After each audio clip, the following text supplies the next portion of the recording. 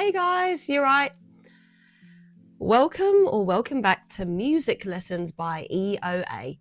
I know it's been a long time since we last posted, and we're going to continue on from the AB Guide to Music Theory by Eric Taylor. Now, if you guys remember, we left off from page 5 and 6. Now we're going to go on to page 7. And happy late New Year. All right. Page 7, Chapter 2, Introduction to Pitch. Pitch names and notation. Playing any note on a piano produces a fixed sound. The sound gradually fades away, but it does not go up or down. Music is made up from fixed sounds, such as this.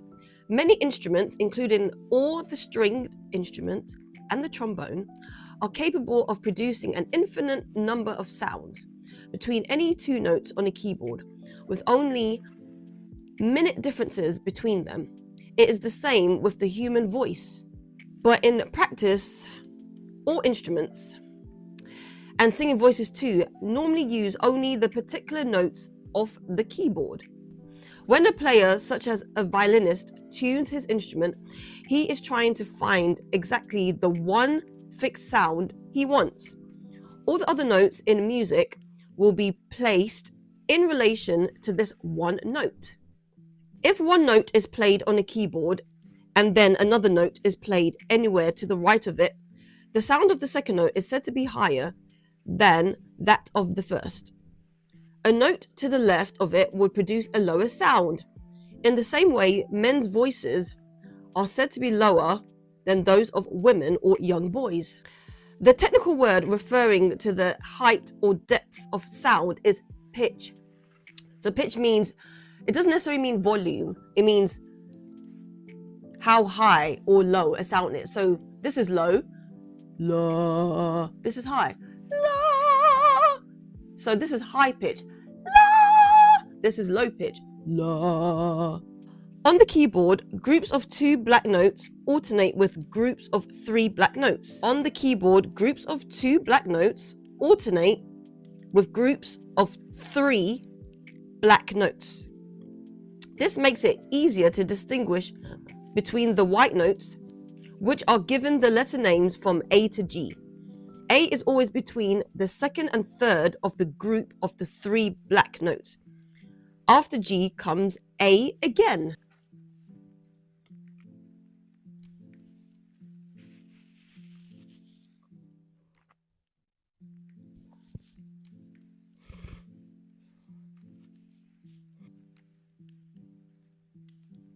Keyboard players usually take their bearings from middle C, the C nearest to the center of the keyboard. To orchestral players, the A above middle C is more important because this is the note to which they tune their instruments. The distance from any note to the next one with the same letter name, for example, from A to A or B to B, is an octave. 8 notes in all. Page 8. The familiar 5 lines on which music is written are known as the stave or staff. The lines and spaces between them are counted from the bottom. You see? It's counted from the bottom. That's the first line, the second line, and then in between each line is called a space. This is the first, the second, the third. In between it is the space. Each line and each space represents a note. So there are 9 notes here. But which 9? To answer this question, a sign called a clef is always placed at the beginning of every stave. There are several different clefs, but the most common one is called the treble clef. Okay, and it is also known as the G clef because the middle part of it is always looped around a line, and that line represents the G above middle C. Today, the treble clef is always looped around the second line, but see Appendix E in part 2 of another position which has been used in the past. In consequence, a note placed on that line will be the G above middle C, and all the other notes on the staff can be related to the notes on the keyboard too. Okay, so this is E, F, G, A, B, C, D, E, F. This is the clef G. This is the symbol. All right, so this is the middle C. So you can see that this is E. If there's a note lower, that would be D, and then the note below that will have a ledger line. Okay? It will be the semi-brief plus a line. This is the middle C. And a way of remembering the clef G notes is, so the spaces spell face. And then for line, it's every good boy does fine. So you can see the lines. Every good boy does fine. And then the spaces spell face. F-A-C-E. All right? And that's for the clef G. Now, for the lower notes on the keyboard, a different clef has to be used, which is the bass clef, or F clef, which can be shown in either of two ways. Okay, it can be shown like this or this.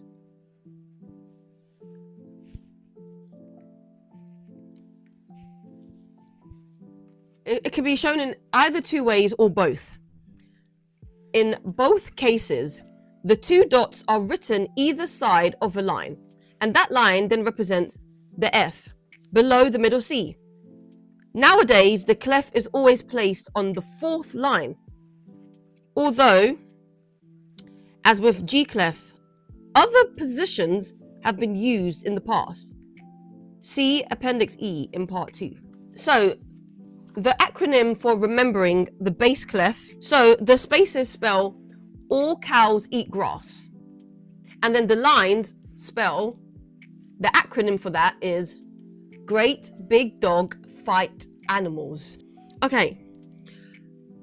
The stem of a note on the middle C of a staff may go either up or down. But normally stems of the lower notes go up and those of the higher notes go down. Okay, stems of the lower notes go up, stems of the higher notes go down. Look at the stems. To provide for notes which lie above or below the limits of the staff, short additional lines called ledger lines are used. Each note above or below the staff has its own line or lines. They are not joined together. So these are the ledger lines. This is the treble clef, and this is the bass clef.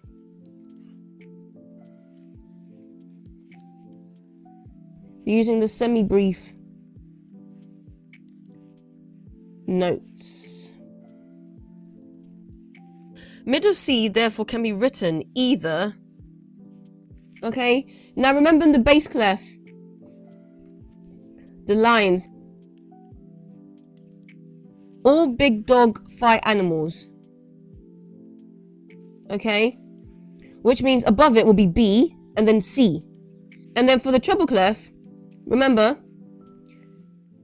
every good boy does fine. So the first line will be E, the bottom of it will be D, and then the line will be C. If necessary, further ledger lines may be used for higher or lower notes. However, to avoid many ledger lines, the sign 8 or eighthva equals octavia, Italian for octave, can be used above or below notes, indicating that they are to be played an octave higher or lower.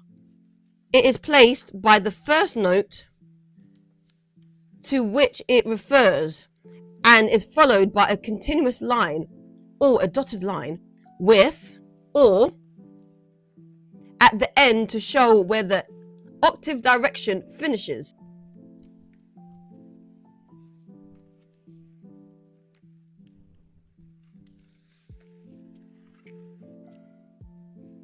Okay, so as you can see, this is the symbol. All right.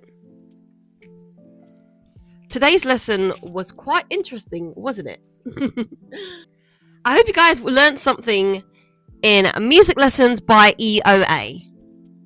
And don't forget to follow Guitar Lessons by E.O.A. So we are going to continue this theory by Eric Taylor, The A-B Guide to Music Theory Part 1. Stay tuned for more.